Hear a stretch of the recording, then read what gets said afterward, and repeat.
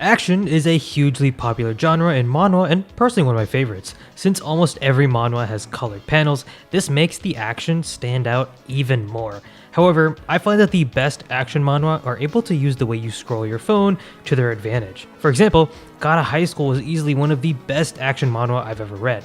Youngji Park does an amazing job of building up punches and then releasing them as you scroll down. And there's some insane moments in there, like when the main character just kicks the sun. Obviously, if I'm gonna mention breathtaking action though, I have to talk about Solo Leveling's amazing panel work. Rest in peace Dubu, or otherwise known as Jung Sung Rak. He was a god tier illustrator and his work will never be forgotten, truly. Regression is similar to the isekai genre, but also very different at the same time. Basically, in Regression, the main character travels, but instead of to another world, they go back in time, but with all the knowledge that they have at the present moment. This genre is often paired with revenge stories where the character went through something horrible and is given a second chance to make everyone they hate suffer. This can be really tame, like with the case of Villainess Turns the Hourglass, which I've made a whole video on if you're interested in.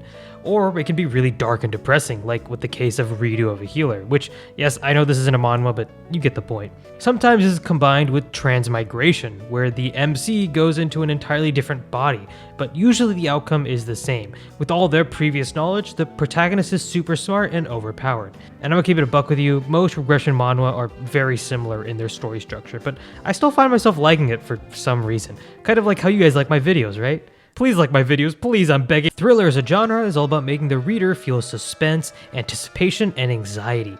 I feel like Koreans are weirdly amazing at making thriller movies. Parasite. And their manhwa does not disappoint either. A lot of times, thrillers are paired with horror, and because you have to scroll down to read most manhwa, you don't really spoil yourself by accidentally reading ahead like with manga. Or maybe that's just me that has that problem. My favorite thriller has to be Bastard, which is about this kid who's forced to help his father commit his serial murders. The writing is amazing and it cranks up the tension while reading up to 100 every chapter. Definitely check this one out.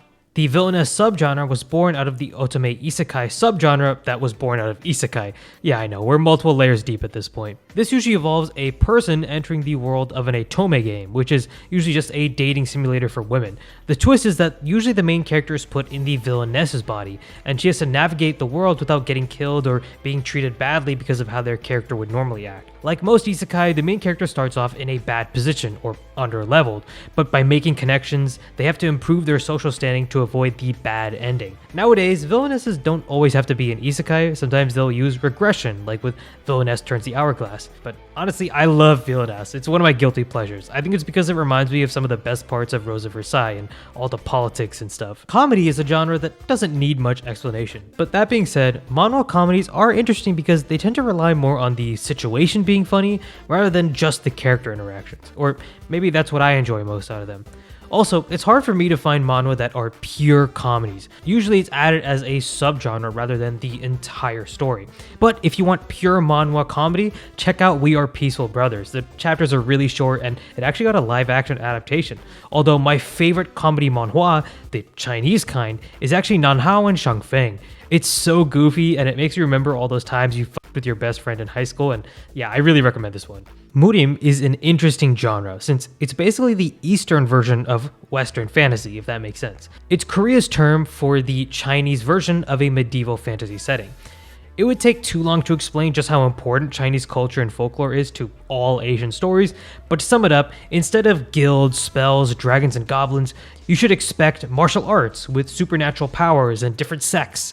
If you want a story about knights and wizards, you put it in Fantasy Europe, and if you want a story about martial arts sects and families, you would put it in Fantasy China. That's basically what Murim is. If you're familiar with Chinese manhwa, this is usually known as wuxia. To give some examples that you Americans might know, Crouching Tiger, Hidden Dragon, and Kung Fu Panda are kind of wuxia, but again, this genre has existed for literal centuries, so I can't sum all of it up here. Some of the common tropes in Murim manhwa include a feudal setting with a ton of different factions from Chinese history, supernatural abilities given to humans, and sick-ass fights. Cultivation is an extremely common trope in Chinese manhwa that has made its way into Korean manhwa.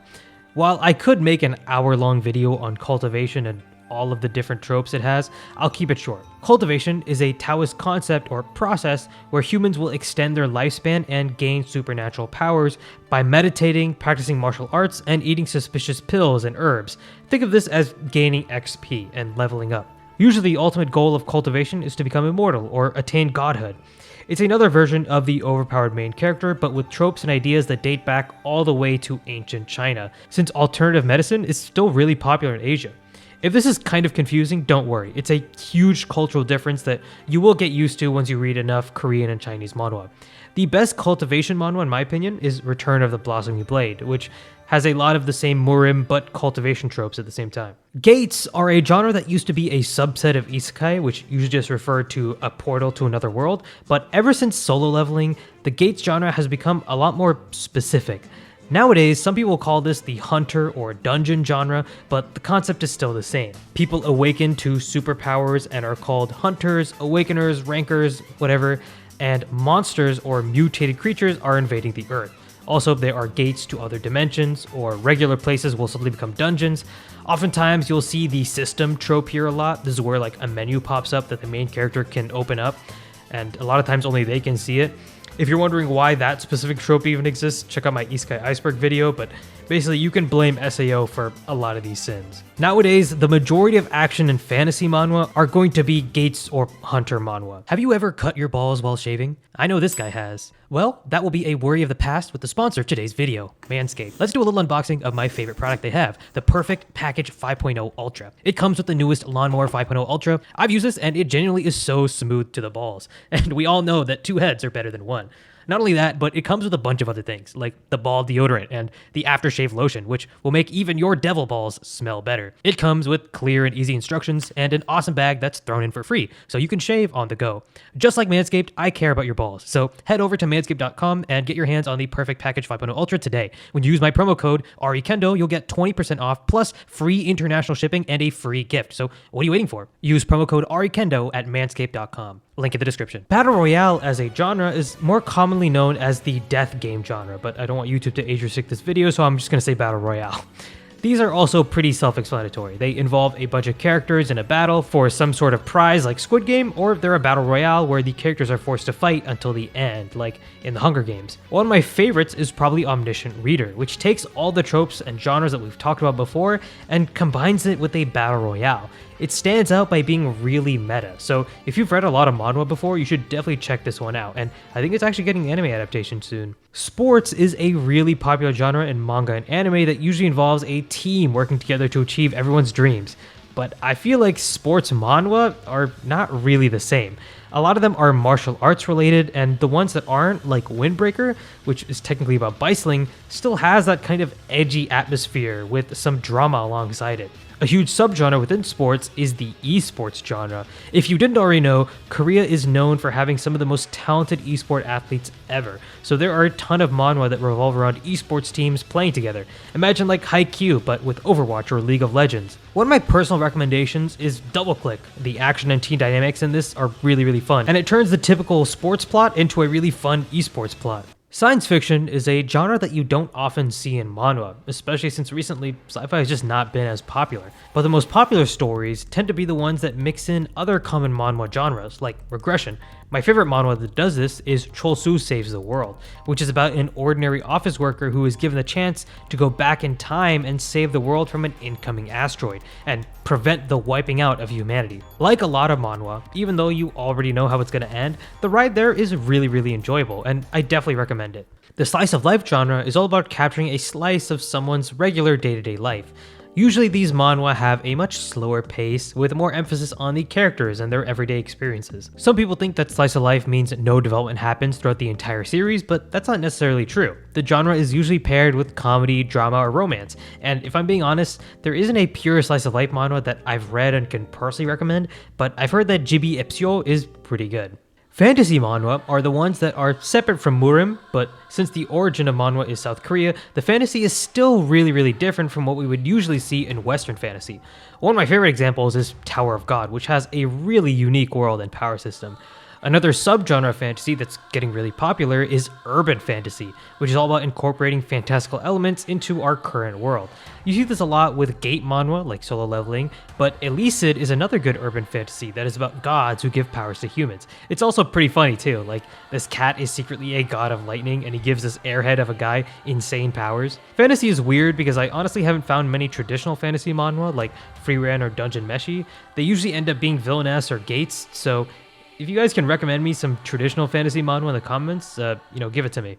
Romance is another genre that I don't really have to explain, but generally you'll see this paired with Villainess a lot. In addition, another huge subgenre is boys love. If you don't already know, Korea and Asia in general doesn't have the same level of stigma towards gay relationships, so it's much easier to find stories with two male lovers. For more traditional romance manhwa, I would really recommend After School Lessons for Unripe Apples. This shit had me giggling and kicking my feet like I'm back in high school. The main character is just really funny, and the whole manhwa gives off heavy Toradora vibes, but if Taiga was a 6-foot, 15-year-old boy instead.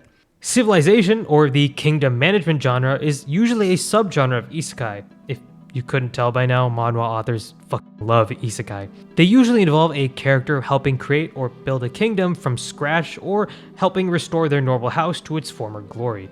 Honestly, this is one of my favorite power fantasy subtypes because instead of the main character beating everyone up with overpowered abilities, they're usually building their own version of the Roman Empire. And come on, as a man, you know I'm always thinking about empires and civilizations, you know what I mean?